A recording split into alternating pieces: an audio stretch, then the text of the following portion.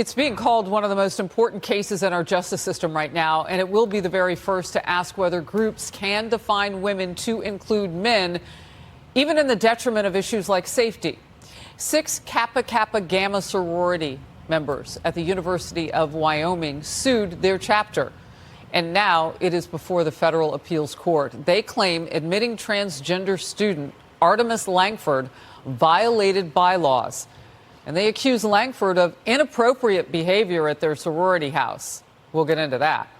A lower court judge tossed their lawsuit out in October, and now the plaintiffs want the higher court to define a woman. Allie Kogan is one of the plaintiffs. Remember, there are 6. May Mailman is her attorney, and Independent Women's Law Center attorney. Great to have you both. I want to get into what was going on in that sorority house. So the sorority went through a different voting procedure to allow this member in. And they basically, before we voted, said if you don't allow this member in, then you don't align with Kappa's values and you should drop. And so we were kind of bullied into voting, and our voting was different than we've ever done in the past. So it wasn't anonymous like it should have been. So it was just another form of kind of bullying us and pushing us into allowing this member in. What were some of the problems with Langford in the house? There's been a lot of different uncomfortable situations that have made a lot of the girls really not want to even be in the house anymore, myself included. You know, like going to shower, we have communal bathrooms. And so walking from my room, I would wait to shower until later at night just because was hoping that no one would be waiting in the living room or anything to make sure no one saw me walk past in a towel and got excited about it. You know, like it's our house. We're supposed to feel comfortable and be safe and not have to worry about outside pressures or men being there. But all of a sudden the tables turned on us, and that's how it was. Look, we want to tell the audience this is going to get a little chippy because of the way that this played out. But the allegations include women saying certain things were said to them from this person. I mean, what was making that space intolerable? I mean, there's just so many different things that have happened, and being compared to a 6'2", 260-pound man. I mean, I'm a tall girl, and if I have to look up at this individual, it is very intimidating.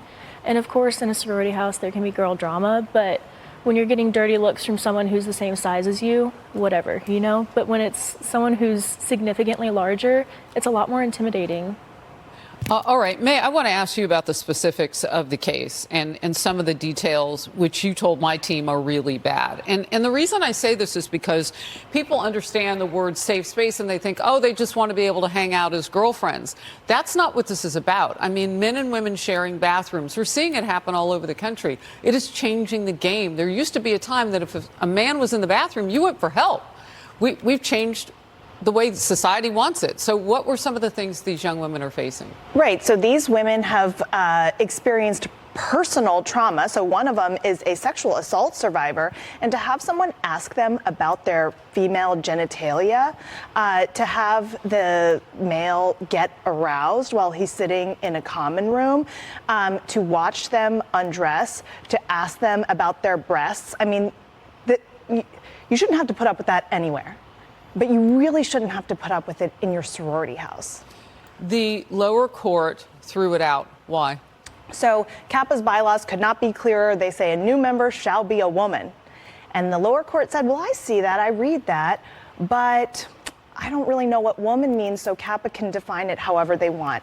And that is extremely dangerous because it's one thing for groups like the NCAA or women's colleges to change their membership, to say now we're women and imposters.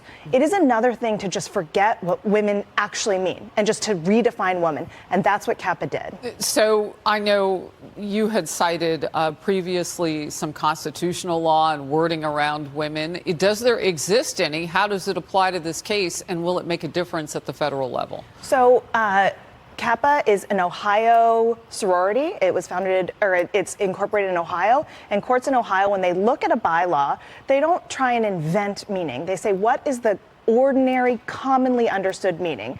So we trace the use of the word woman through Kappa's founding in 1870. It was founded by women. It's been women throughout. So really all we're doing is saying, here's common sense, and we're just showing 40 pages of common sense. And what does that 1870 document say is a definition of a woman?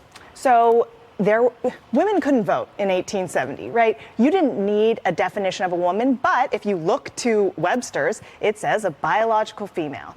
And you know what? Actually, if you still look at the dictionary today, it's still biological female. So people can pretend that woman has no meaning. It's just how you feel on a given day. No, woman then, woman now, women forever will always mean a biological female. So that is so interesting. That's right, because before we had suffrage, everybody knew that a woman was not a man. And that's all they needed to know because we couldn't vote. That is such a great point, May. I wish you the very best. Thank and the you. whole nation will be watching how you and the other 5 young women go through this case. Thank you for what you're doing. Thank you so much. The countdown is